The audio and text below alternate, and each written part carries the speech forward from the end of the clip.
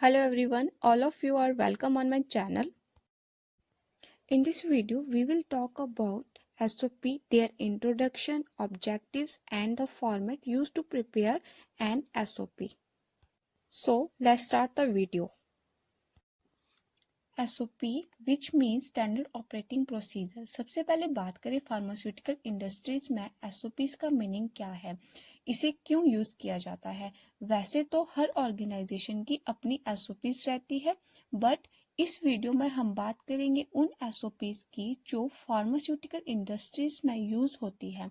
आइए चलिए देखते हैं। सबसे पहले बात करें इसकी इंट्रोडक्शन की, तो SOPs are authorized documents and written documents of any organization that detail written step-by-step instructions to follow or to carry out any operation in same manner, correctly and under defined conditions. Pharma में जो भी working रहती है, चाहे वो manufacturing की हो, raw material sampling की हो, टेस्टिंग की हो, प्रीमिसेस क्लीनिंग की हो, इन सभी प्रोसीजर्स को एक एक्यूरेट मैनर में कंप्लीट करने के लिए SOPs की ज़रूरत पड़ती है। अगर SOPs नहीं होगी तो किसी भी ऑर्गेनाइजेशन में जितने भी एम्प्लॉयज रहेंगे उन सबके अपने अपने वर्किंग प्रिंसिपल्स रहेंगे और जिससे जो भी ऑर्गेनाइजेशन गोल रहेगा उसे एक एक्यूरेट मैनर में हम अचीव नहीं कर सकते हैं, बिकॉज वहाँ प्रोसीजर वेरिएशन रहेगी। But with the help of SOPs हम किसी भी प्रोसीजर या ऑपरेशन को एक कंट्रोल मैनर में कर सकते हैं, उन सभी कंडीशंस के साथ कंप्लीट कर सकते हैं जिससे कि फाइनल रिजल्ट जो भी रहे वो बिल्कुल एग्जैक्ट रहे और एक्यूरेट रहे। तो नेक्स्ट देखेंगे फार्मा में SOP का क्या मतलब है।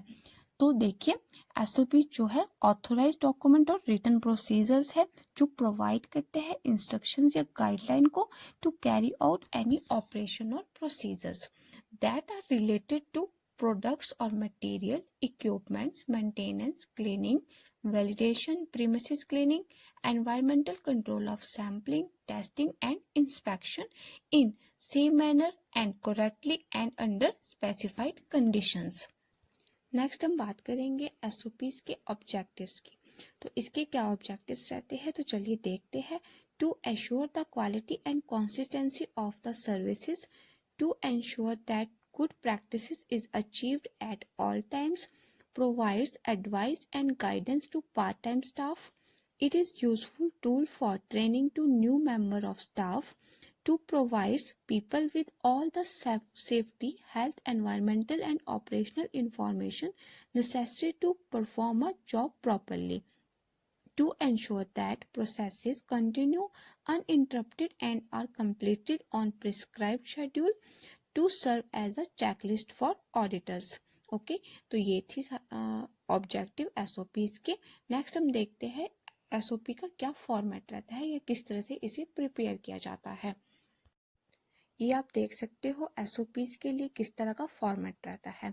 तो सबसे पहले इसमें जो रहेगा आपका हेडर कंटेन करेगा कंपनी लोगो और उसके साथ ही कंपनी का नेम और उसका एड्रेस।